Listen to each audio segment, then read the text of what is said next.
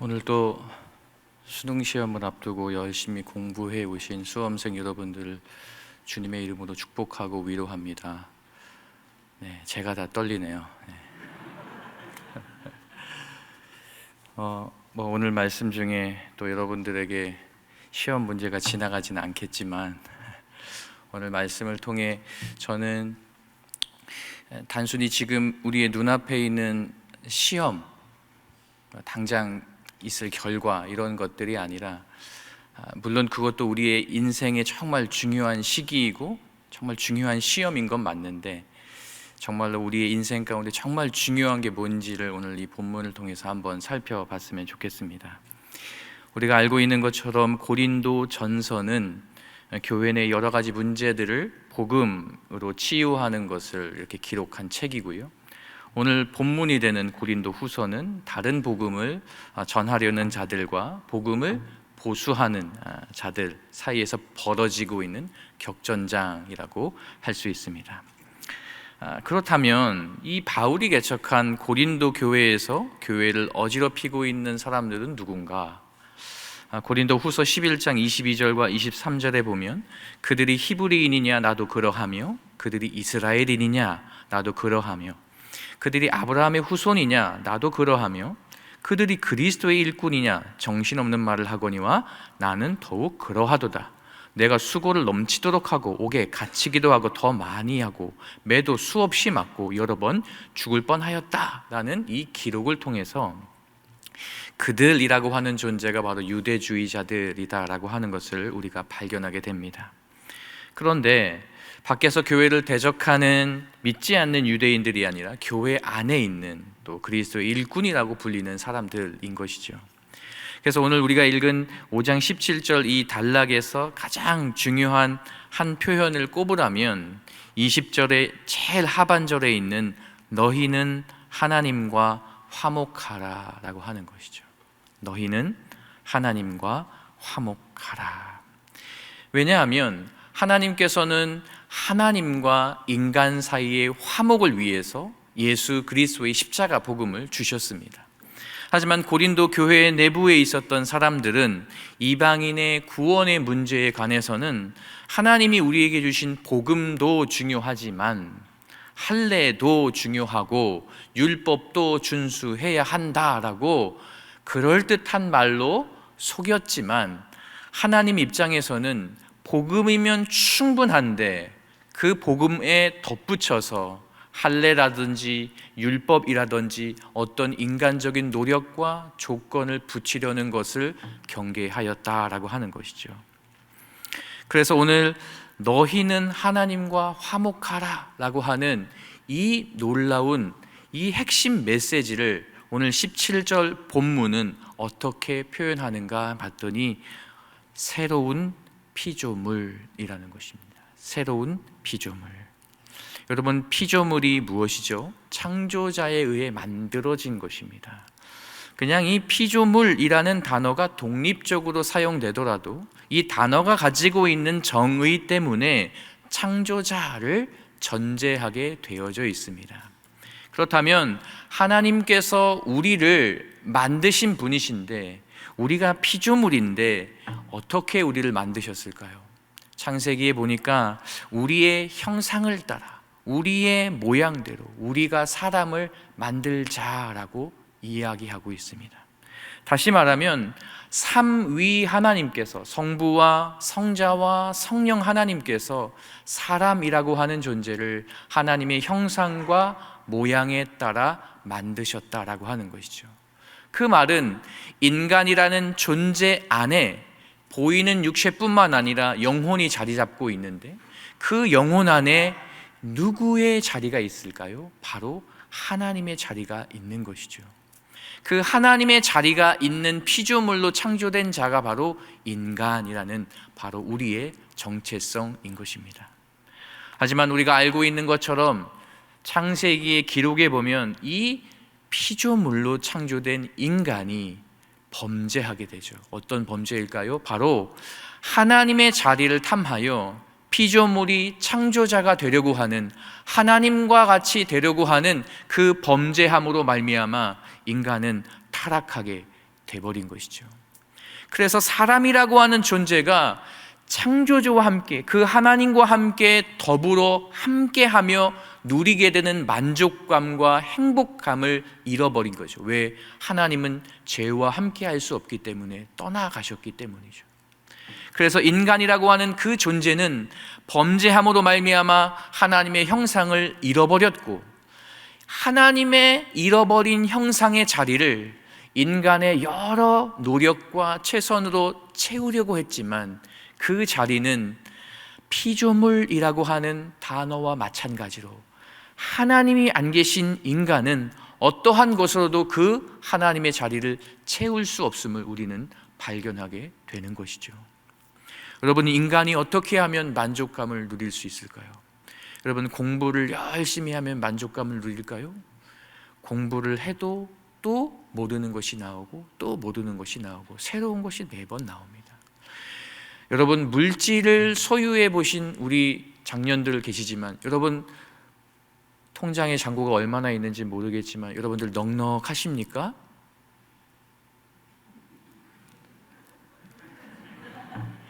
만족하시는 분이 없는 것 같아요. 어느 정도의 벌이가 돼도 더 많이 벌고 싶어하고 더 많이 벌고 싶어하고, 우리가 가진 것들을 더 많이 갖고 더 많이 소유한다면 우리는 만족할 것 같지만, 성경에서 가르치는 인간이라고 하는 존재는 하나님의 자리를 잃어버린 상태에서는 그 어느 것도 만족감을 누리지 못하고 일정한 성취감과 소유감은 누릴 수 있겠지만 어느 정도 시간이 지나면 그것이 주는 만족감이 그 공허한 영혼의 빈자리, 하나님의 자리를 채울 수 없다는 것 우리가 알게 된다는 것이죠. 그래서 여러분, 오늘은 이 성경에서 이야기하는 새로운 피조물이라고 하는 것은 우리 인간이라고 하는 존재가 그렇게 엉망이 되어서 고쳐 쓸 수 없고 새롭게 다시 피조되어야만 하는 존재인 것을 우리에게 이야기를 하고 있는 것이죠.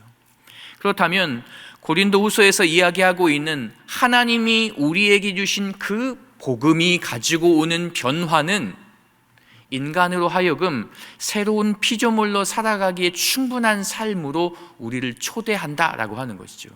그렇다면 여러분, 새로운 피조물이 되기 이전에 우리의 상태는 어떠했고, 과연 무엇이 새로워져야 진짜 새로운 피조물, 성경에서 말하는 새로운 피조물로서의 삶을 살아갈 수 있을까요? 여러분, 대부분의 사람들은 우리가 가지고 있는 주변과 환경과 여러 가지 보이는 것들을 바꾸면 새로워진다라고 표현을 합니다. 여러분들이 이제 고등학생이 여기 앉아 있지만 여러분들이 졸업하면 대학생이 되고 대학교의 캠퍼스의 생활을 새롭게 한다, 이런 개념으로도 사용하게 되죠. 하지만 성경은 새로운 피조물을 그러한 개념으로 사용하지 않았다라고 하는 것이죠. 여기서 여러분, 왜 새로운 것, 무엇이 새로워야 새로워져야 하는가? 무엇이 바뀌어야 변하고 무엇이 복음이 무엇을 변화시키는가를 우리가 이 본문을 통해서 발견해야 하는 것이죠. 성경은 우리가 가진 것들의 변화, 환경의 변화, 물질의 변화, 소유의 변화를 진짜 변화요, 복음이 가지고 온 변화라고 절대로 이야기하지 않습니다. 물론 교회를 다니지 않는 사람이 예배당에 나와 예배를 드리는 것, 변화의 한 종류이죠. 하지만 그것이 진정으로 새로운 피조물이고 하나님과 화목하게 되었다라고 하는 그 성경이 말하는 지점까지 도달했다라고 하기에는 부족한 무엇인가가 있다라고 하는 것입니다. 그렇다면 여러분, 정말로 상황과 조건과 환경이 변한 게 왜 진짜 변화가 아닌가? 예수님의 제자가 몇 명이 있었을까요? 이름을 물어본 게 아니라 숫자를 물어봤으니 긴장을 푸시고 대답을 하셔도 됩니다. 예수님의 제자는 12명이었습니다. 12명의 제자 중에 예수님을 판 제자는 가룟 유다였다. OX. 저는 질문을 그렇게 어렵게 하지 않습니다.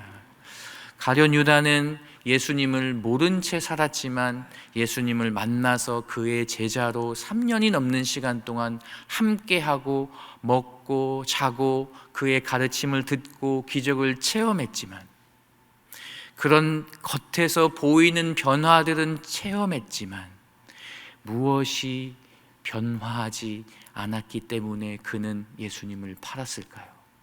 무엇에 변화가 없어서 그는 자살하였을까요? 그것은 바로 마음입니다. 마음. 자아라고 표현되는 그 보이지 않는 마음입니다. 성경은 우리가 그 마음의 변화가 일어나야 새로운 피조물이다라고 이야기하는 것이죠. 여러분, 자아는 무엇입니까? 자아.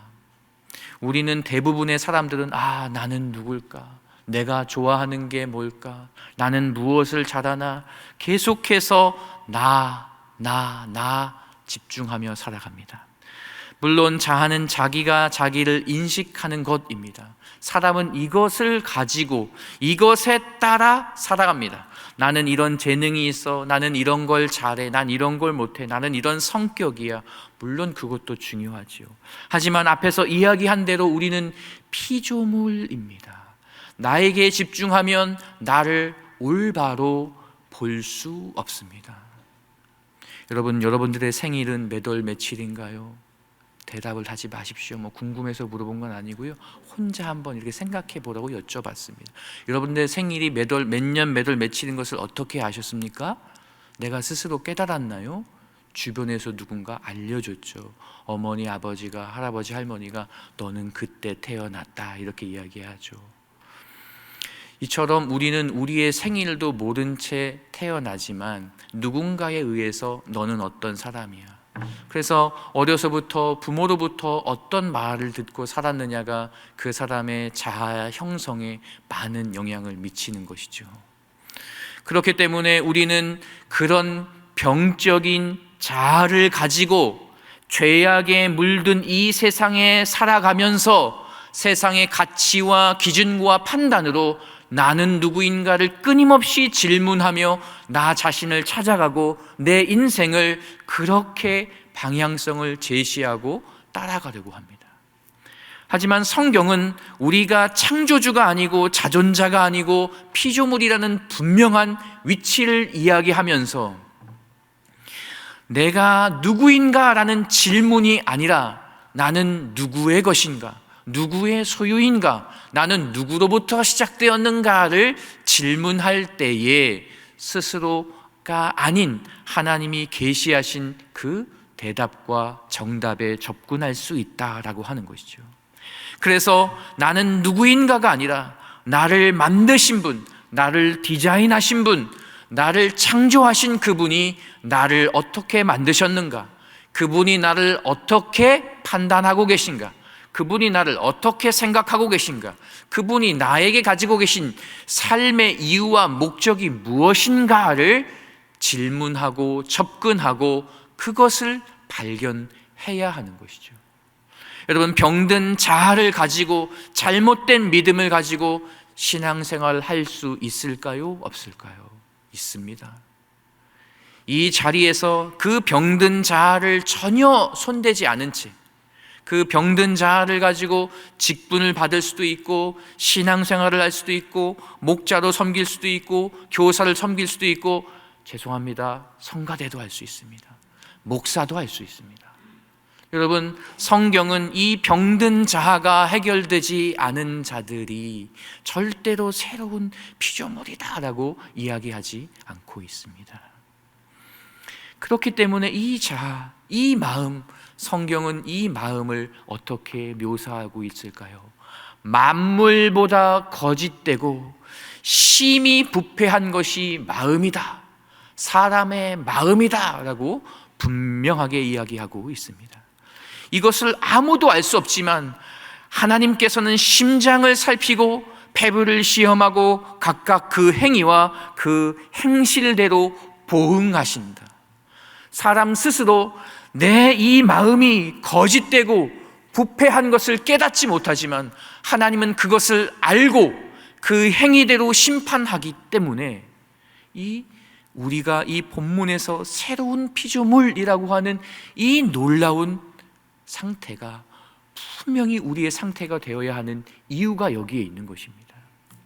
그래서 오늘 읽지는 않았지만 5장 10절에 보면 이는 우리가 다 반드시 그리스도의 심판대 앞에 나타나게 된다. 그래서 거기에서 선악간의 그 몸으로 행한 것을 따라 받으려 함이라 이야기하고 있습니다. 그래서 11절에는 우리는 주의 두려우심을 알므로, 여러분, 타락한 인간이 새로운 피조물로 되어져가는 첫 번째 단계는 바로 주님의 두려움, 하나님을 인식하고 그 하나님을 두려워하는 것에서 시작됩니다. 왜요? 우리는 하나님의 자리에 내가 앉아있기 때문이죠. 그런데 여러분, 여기에서 이야기하는 두려움은 공포나 그냥 그런 긴장감 물론 포함되지만 우리가 알고 있는 것처럼 존경심을 전제하는 경외인 것입니다. 경외. 그러하기에 새로운 피조물의 첫 번째 단계는 우리가 죄인임을 깨닫고 그분을 두려워하는 그것에서부터 출발한다라고 하는 것이죠. 그것이 복음이 말하는 변화의 첫 번째 조건입니다. 여러분, 저도 아들이 둘이 있는데 성경에도 아들이 둘 있는 아버지 이야기, 탕자의 비유가 나옵니다. 그 탕자의 비유에 보면 그 둘째 아들이 아버지에게 재산, 그 분깃을 달라고 요청하고 아버지는 그 살림을 나누어 줬고 둘째 아들은 아버지를 떠났습니다. 둘째 아들은 아버지에게서 떠나서 행복하고 즐겁고 정말로 놀라운 삶이 자기를 기다릴 거라 기대하며 룰루랄라 떠났죠. 하지만 그 가진 모든 돈을 허비하고 난 뒤에는 성경은 그 아들이라고 하는 그 존재가 아버지라고 하는 존재와 살지 않고 누구랑 살았냐 이렇게 표현합니다. 그 나라 백성 중 한 사람에게 붙여 사니. 아들이라고 하는 존재가 아버지를 떠나 백성 중 한 사람에게 연합되어 살았는데 그의 삶이 얼마나 비참했냐면 돼지가 먹는 쥐염 열매조차 주는 사람이 없는 비참한 삶을 살았습니다. 처음에 아버지를 떠날 때는 돈을 가지고 사람을 사귀고 잔치를 베풀고 모두가 자기에게 친절해서 참 행복할 줄 알았죠. 하지만 그 아들이 독립적으로 서서 그 돈을 다 허비하고 난 다음에는 아무도 그를 책임져 주거나 그를 도와주지 않았습니다. 그때 그 둘째 아들이 이렇게 스스로 깨닫게 됩니다. 내가 하늘과 아버지께 죄를 지었다. 그리고 아버지에게 돌아가 아버지의 아들이라 일컬음을 감당하지 못하겠으니 나를 품꾼의 하나로 보소서 하고 결심한 후에 그가 어디로 돌아갈까요? 아버지께 돌아갑니다. 여러분, 오늘 본문도 마찬가지입니다. 피조물이지만 창조자가 되기 위해 타락한 인간이 자기의 죄악을 깨닫고 다시금 하나님 앞으로 나아가는, 바로 오늘 고린도후서 5장에서 너희는 하나님과 화목하라, 새로운 피조물이 되라라고 하는 이 놀라운 이 진리가 바로 성경이 말하는 변화의 시작인 것입니다. 그렇게 될 때 그리스도의 사랑이 우리를 강건하게 되어지는데, 여러분 14절에 보면, 고린도후서 5장 14절에 보면 그리스도의 사랑이 우리를 강건하시는도다. 우리가 생각하건대 한 사람이 모든 사람을 대신하여 죽었은즉 모든 사람이 죽은 것이라. 여러분, 이처럼 우리가 이 마음의 변화를 받아서 우리의 죄악을 깨닫고 하나님의 심판을 두려워하고 하나님 앞에 나아갈 때, 하나님은 공의의 하나님이시기에 그 죄에 대해서 분명히 책임을 물으시지만 그 공의의 하나님 속성과 더불어 사랑의 하나님, 아버지 하나님, 창조주 하나님의 그 성품이 우리를 그리스도의 사랑, 바로 한 사람이 모든 사람을 대신하여 죽는 십자가의 자리로 우리를 인도하는 것을 경험하게 되어지는 것이죠. 여러분, 이 놀라운 그리스도의 사랑은 내가 죽어야 할 그 십자가의 자리에 바로 우리 주님께서 대신 죽었음을 실제로 경험하는 자리인 것입니다. 그냥 이야기상에서 누군가의 가르침에 의해서 그리스도가 그냥 죽으셨대라는 것이 아니라 사도 바울의 고백과 같이 내가 그리스도와 함께 십자가에 못 박혔다라고 하는 그 실제적인 사건이 확인되고 확증되는 장소가 바로 이 십자가의 자리인 것입니다. 여러분, 이 십자가에서 내가 죽었음을 분명히 확인하지 않으면 우리의 병든 자아는 절대로 새로워질 수 없고 우리의 이 부패하고 거짓된 마음은 절대로 새로워질 수 없음을 우리는 더 이상 사탄에게 속아서 안 된다는 것이죠. 여러분, 이런 신비적인 연합으로 그리스도의 사랑이 우리를 강권합니다. 이끌어갑니다. 우리를 통제합니다. 그리고 난 다음에 거듭남을 경험한 그 사람들은 이제 어떠한 삶을 살게 되느냐? 15절에 보면 그가 모든 사람을 대신하여 죽으심은 살아있는 자들로 하여금 다시는 그들 자신을 위하여 살지 않고 오직 그들을 대신하여 죽었다가 다시 살아나신 이를 위하여 살게 하려 함이라. 여러분, 새로운 피조물은 창조주의 자리에 올라갔던 자기의 죄를 깨닫고 십자가의 자리에 나아가 그 모든 죄짐을 대신 지신 예수 그리스도의 십자가에 연합하여 죽고 그의 부활에 연합한 자 되어 이제는 그리스도 안에서 그리스도를 위한 삶을 사는 이 놀라운 변화가 오늘 본문에 나오는 새로운 피조물의 삶이다라고 이야기하고 있는 것이죠. 여러분, 우리의 삶은 누구를 위한 삶입니까?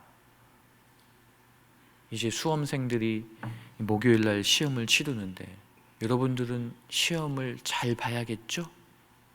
왜 잘 봐야 될까요? 무엇 때문에 잘 봐야 됩니까?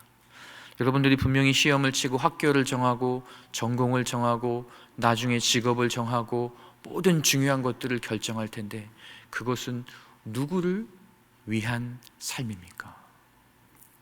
수험생뿐만 아니라 이 자리에 앉아있는 우리들은 우리의 시간과 우리의 재능과 우리가 가진 물질과 이 모든 것들은 누구를 위해서 사용하고 있습니까?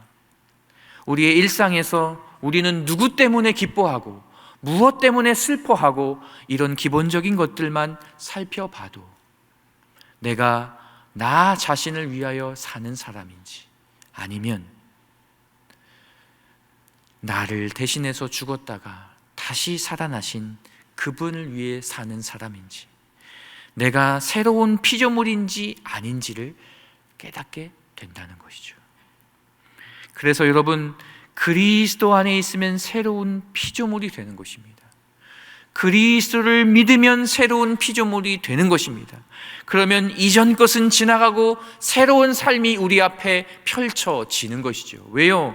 우리는 이전 것, 나 자신의 자아를 추구하고 자아를 충족시키고 죄 짓는 데 바빴던 우리의 삶이 아니라 그분을 위해 살기에 우리가 절제할 수 있고 그분을 위해 살기에 우리의 인생을 그분께 초점 맞출 수 있고 나의 인생을 그분으로만 설명하고 그분으로만 해석할 수 있는 삶으로 내어드릴 수 있는 새로운 삶으로 우리가 거듭났다라고 하는 사실을 자신 있게 이야기할 수 있는 것이죠. 이러한 새로운 피조물의 삶, 이전 것은 지나가고 새 것이 되었다라고 선포하는 이 삶으로의 초대는 어떤 특별한 재능이 필요한 것이 아닙니다.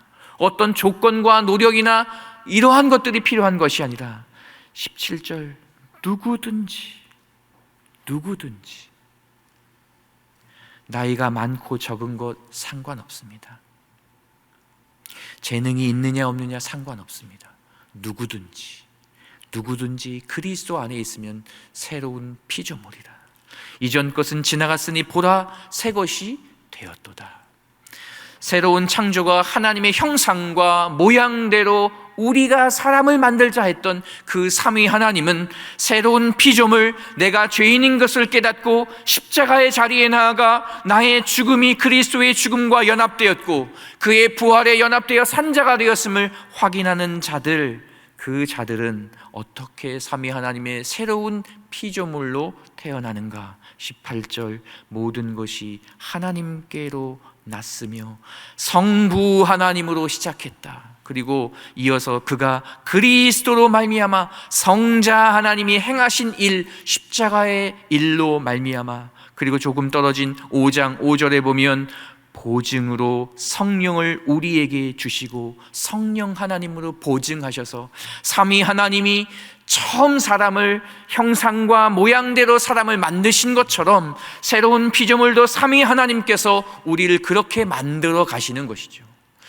처음 6일 동안의 창조 가운데에 제일 마지막에 모든 만물을 다 갖추시고 인간을 창조하셨는데, 우리는 새 하늘과 새 땅, 이미 임하였지만 완성되지 않은 나라, 하지만 이 중간에 우리가 거듭난 자로, 오늘 이 본문의 표현으로 새로운 피조물로 우리가 새롭게 되었는데, 왜 우리는 완벽하지 않은 새 하늘과 새 땅 중간 지점에 이것들을 경험하는가?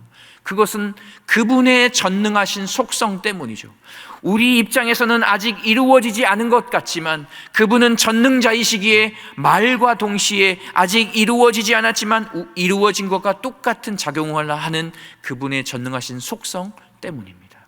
그러하기에 새 것이 된 우리들은 어떠한 삶을 살아가겠습니까?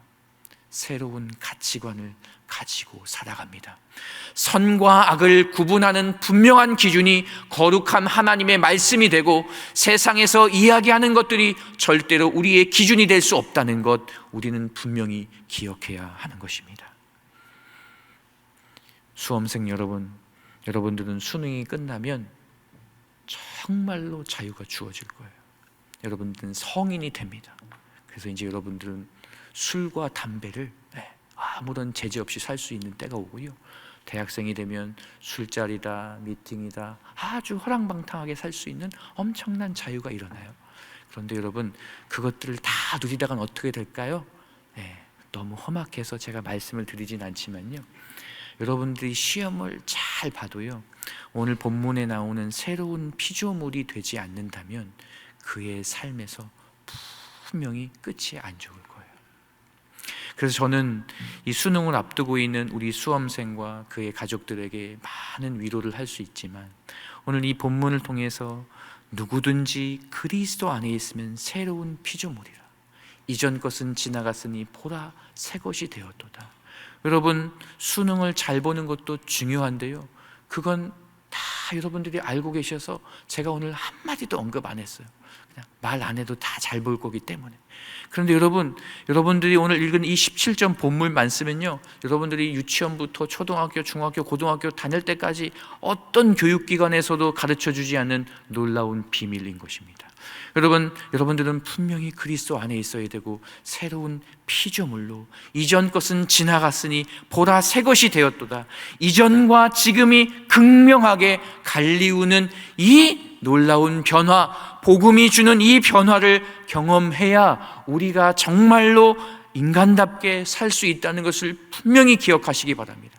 삶의 순간마다 중요한 결정을 내릴 때마다 새 것으로서, 새로운 피조물로서 좋은 세상의 가치가 아니라 하나님의 기준으로 삶을 결단하고 삶을 살아낼 때, 진짜 성경이 말하는, 하나님이 처음 인간을 창조하시고 보시기에 심히 좋았더라 라고 말씀하셨던 그 심히 좋았더라가 무엇인지, 그것이 세상에 주는 유익이나 쾌락이 아니라 하나님 안에서 연합된 존재로서 누려지는 그 평안과 그 감격과 그 영광과 축복이 무엇인지를 깨닫는 저와 여러분들 되었으면 좋겠습니다.